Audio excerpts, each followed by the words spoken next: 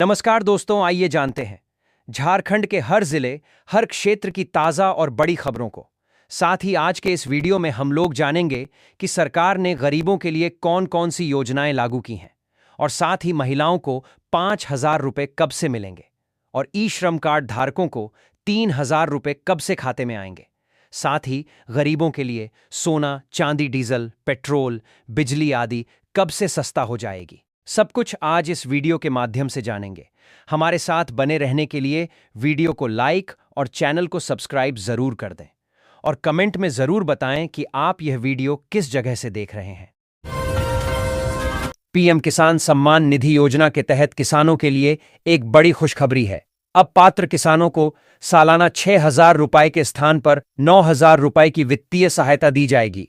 यह राशि किसानों के बैंक खातों में 3,000 रुपए की 3 समान किश्तों में सीधे ट्रांसफर की जाएगी। इस वृद्धि का मुख्य उद्देश्य किसानों को आर्थिक संबल प्रदान करना, खेती के आधुनिक उपकरण व खाद बीज खरीदने में मदद करना और उनकी आय को बढ़ाना है। यह कदम ग्रामीण अर्थव्यवस्था को मजबूत करने में बेहद मददगार साबित होगा।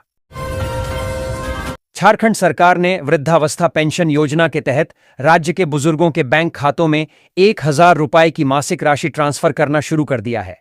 यह पैसा डीबीटी के माध्यम से सीधे उनके खातों में भेजा जा रहा है। इस पहल से लाखों वरिष्ठ नागरिकों को बड़ी राहत मिली है, जिससे वे अपनी दवाओं और अन्य जरूरी खर्चों के लिए आत्मनिर्भर बनकर सम्मानजनक जीवन जी सकेंगे। भारतीय राजस्व सेवा की अधिकारी निशा उरांव ने कहा कि झारखंड में सांस्कृतिक घुसपैठ और दादागिरी देखने को मिल रही है। निशा उरांव ने कहा कि एंदेल सांगा पढ़ा में ईसाई आदिवासी पढ़ा राजा के पद के लिए दावा कर रहे हैं, जबकि उनका यह दावा परंपरा और पेशा कानून से असंगत है। निशा उरांव ने कहा कि पढ़ा राजा और अन्य पारंपरिक पद की धार्मिक और सामाजिक दोनों जिम्मेदारियां होती है। धर्मांतरित आदिवासी किसी पारंपरिक पद पर नहीं रह सकता है। झारखंड की ग्रामीण विकास मंत्री दीपिका पांडे सिंह ने प्रधानमंत्री आवास योजना के तहत मिलने वाली सहायता राशि बढ़ाने की जोरदार मांग उठाई है। उन्होंने केंद्र सरकार से आग्रह किया कि मौजूदा 1.20 लाख रुपए की राशि को बढ़ाकर 2 लाख रुपए किया जाए, ताकि लाभुक बेहतर और समय पर अपना पक्का घर बना सकें। उन्होंने ये मांग दिल्ली में आयोजित राष्ट्रीय ग्रामीण विकास सम्मेलन के दौरान केंद्रीय ग्रामीण विकास मंत्री शिवराज सिंह चौहान के समक्ष रखी। रांची में सड़क संपर्क और यातायात व्यवस्था को बेहतर बनाने की दिशा में एक महत्वपूर्ण कदम उठाते हुए अरगोड़ा से नया सराय तक प्रस्तावित 4 लेन सड़क निर्माण परियोजना के लिए भूमि अधिग्रहण की प्रक्रिया अंतिम चरण में है। जमीन अधिग्रहण की आपत्ति के निराकरण के बाद जिला प्रशासन ने अंतिम सूची जारी कर दी है। इस दौरान बंगाल से संपर्क आसान करने के लिए रेलवे की 3 परियोजनाओं पर काम चल रहा है, जो जल्द ही बनकर तैयार हो जाएगा।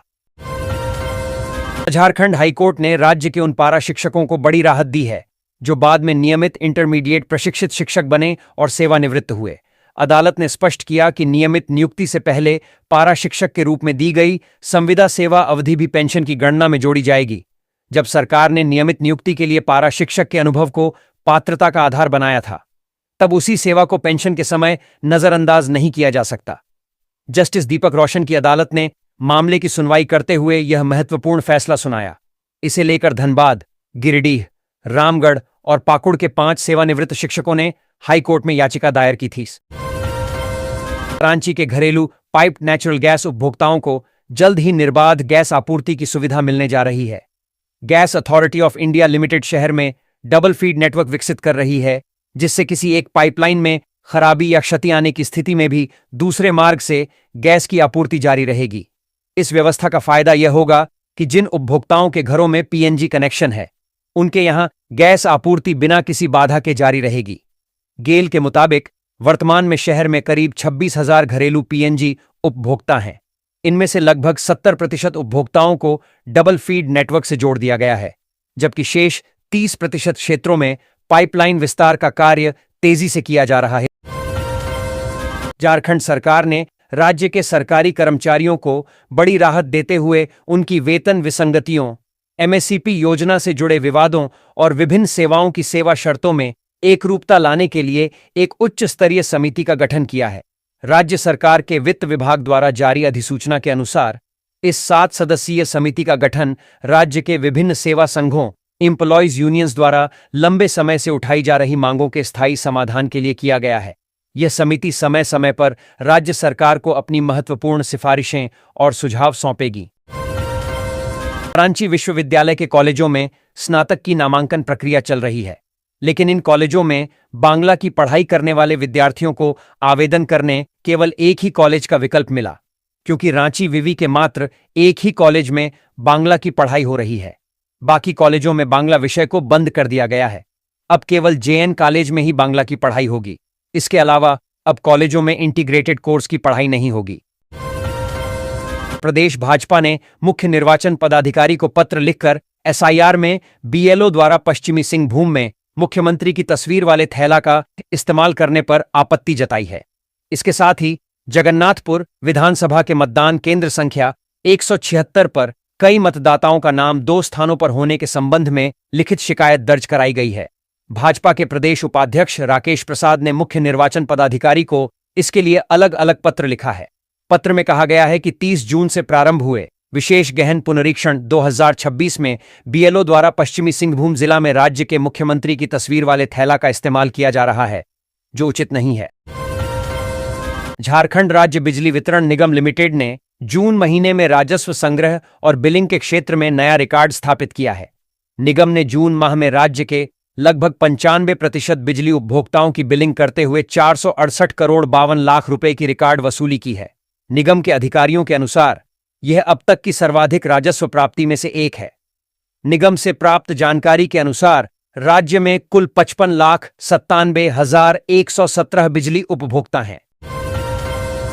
जहां पूरे राज्य में मानसून की बौछारों से तापमान में गिरावट हुई है, तो उत्तर पश्चिमी हिस्सा यानी पलामू, गढ़वा, चतरा और लातेहार जिला तप रहा है। वर्तमान में इन जिलों का तापमान 35 के पार लगातार बना हुआ है। 2 से 3 दिन पूर्व तक पलामू का तापमान 45 के आसपास था। हालांकि मौसम विज्ञान केंद्र रांची द्वारा जारी पूर्वानुमान के अनुसार अगले 2-3 दिनों के अंदर उत्तर पश्चिमी क्षेत्र की तपती धरती मानसून की बौछार से सराबोर होगी। बिरसा मुंडा एयरपोर्ट रांची अब हवाई सुरक्षा और आधुनिक तकनीक के मामले में एक नई छलांग लगाने जा रहा है। भारतीय विमानपत्तन प्राधिकरण ने रांची एयरपोर्ट पर अत्याधुनिक ADS-B सिस्टम के संचालन की सहमति दे दी है। इसके स्थापित होने के बाद एयर ट्रैफिक कंट्रोल को विमानों की स्थिति, ऊंचाई, गति और दिशा की अधिक सटीक जानकारी मिलेगी, जिससे उड़ानों का संचालन और भी सुरक्षित तथा सुगम हो सकेगा। वर्तमान में रांची एयरपोर्ट पर अपेक्षाकृत पुराने संस्करण के इंदिरा रडार कंट्रोल सिस्टम की सहायता से विमान संचालन किया जा रहा है।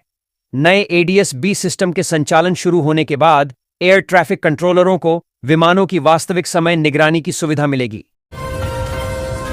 राज्य में मतदाता सूची के विशेष गहन पुनरीक्षण की प्रक्रिया शुरू होने के 2 दिनों में 14.41 लाख मतदाताओं को इन्यूमरेशन फॉर्म BLO द्वारा उनके घरों पर पहुंचाए गए हैं। राज्य के 2,64,63,223 मतदाताओं को यह फॉर्म दिया जाना है। बुधवार देर शाम तक 14,41,369 मतदाताओं को यह फॉर्म दे दिया गया है। वहीं 29,000 इन्यूमरेशन फॉर्म भरकर मतदाताओं द्वारा वापस किया गया है। BLO द्वारा उसे डिजिटलाइज कर अपलोड भी कर दिया गया।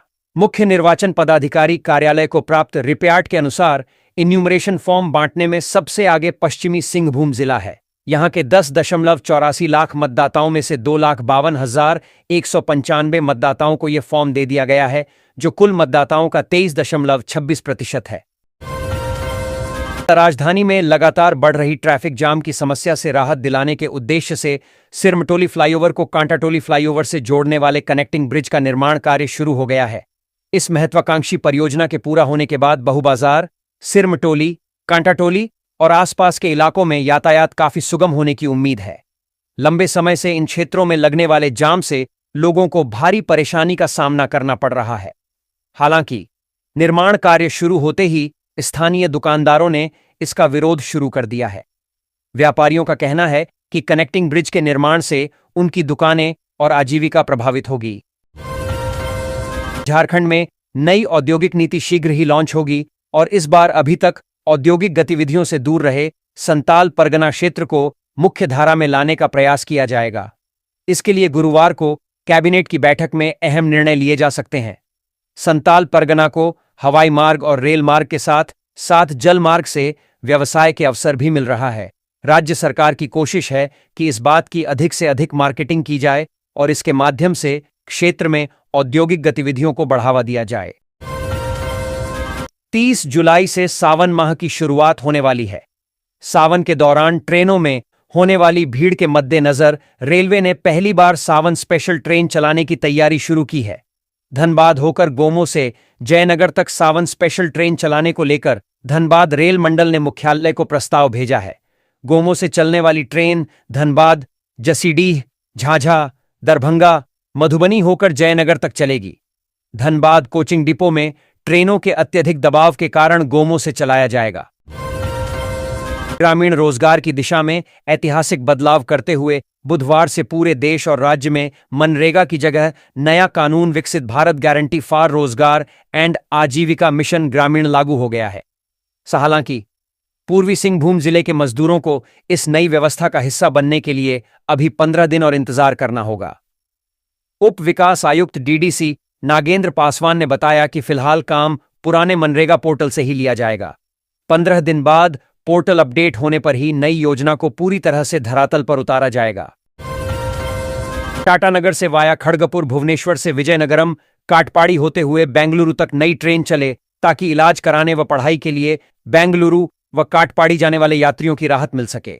सांसद विद्युत बरण महतो ने सोमवार को दिल्ली प्रवास के दौरान रेल मंत्री अश्विनी वैष्णव को ज्ञापन सौंपकर यह मांग की।